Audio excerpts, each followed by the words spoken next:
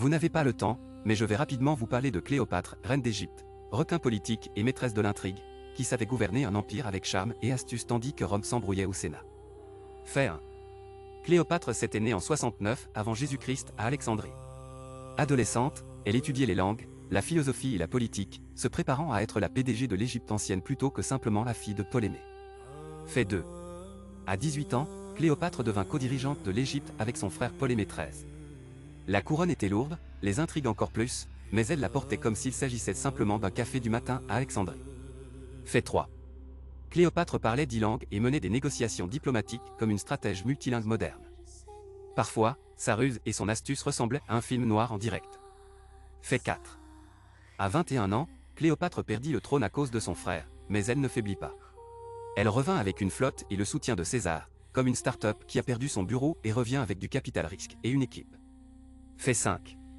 En 48 avant Jésus-Christ, Cléopâtre rencontra César. Elle apparut rouler dans un tapis comme une héroïne de film noir et conquit le cœur du dictateur romain, consolidant son pouvoir et son influence sur l'Égypte. Fait 6.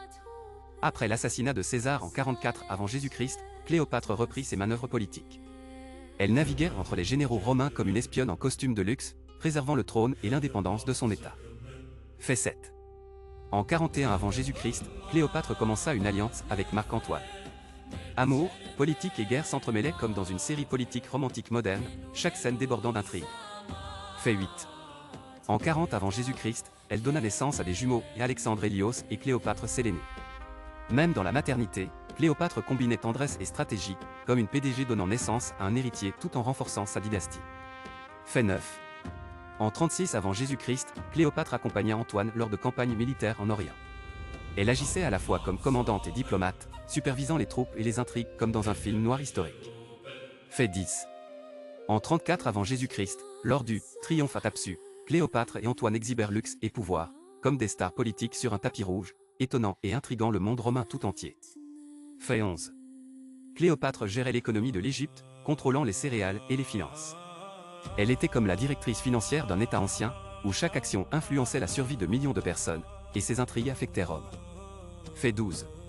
Elle possédait charisme et charme, impressionnant les sénateurs romains par ses mots et son regard. Parfois, sa présence semblait celle d'un protagoniste de film noir entrant en scène, faisant taire le monde entier. Fait 13. Cléopâtre participait activement à la stratégie militaire, choisissant flotte, position et alliance. Elle combinait intelligence, beauté et fermeté comme une dirigeante moderne, seulement avec un cobra sur l'épaule. Fait 14. Elle maintenait un réseau d'espions et d'informateurs à travers l'Égypte et Rome. Chaque rumeur, chaque lettre devenait une arme, comme un hacker dans le monde politique de l'Égypte ancienne. Fait 15. Cléopâtre affichait luxe et style, perruques, bijoux, tissus riches. Dans son palais d'Alexandrie, chaque détail était comme un carreau de fil noir, soulignant pouvoir et intrigue. Fait 16. Elle utilisait le symbolisme, cobra, sceptre et serpent doré.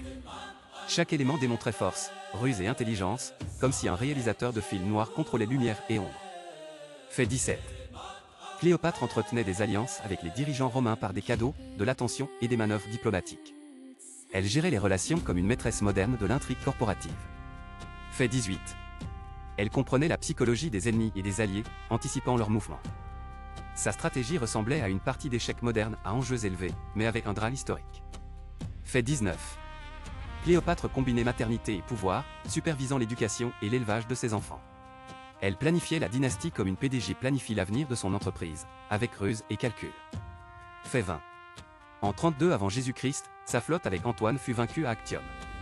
Cléopâtre dramatisa la défaite, laissant des scènes façon noire où le héros survit, mais la partie n'est pas terminée. Fait 21. De retour à Alexandrie, Cléopâtre se prépara pour l'affrontement final avec Octave. Elle gérait ses ressources comme une stratège, planifiant chaque pas et chaque mouvement de l'adversaire. Fait 22. En 30 avant Jésus-Christ, Cléopâtre se donna la mort, probablement à l'aide de venin de cobra. La scène finale fut à la fois glamour et tragique, comme un cadre de film noir avec une héroïne laissant un héritage et une légende. Fait 23. L'héritage de Cléopâtre n'est pas seulement l'amour et l'intrigue, mais aussi l'art de gouverner, la diplomatie et l'influence sur la politique romaine. Elle demeura un symbole de pouvoir et de ruse pour les générations à venir. Fait 24. Et maintenant vous savez qui était Cléopâtre, reine, stratège, maîtresse de l'intrigue et de la diplomatie, laissant sa marque dans l'histoire comme une héroïne noire capable de conquérir et d'émerveiller le monde par son intelligence et son charme.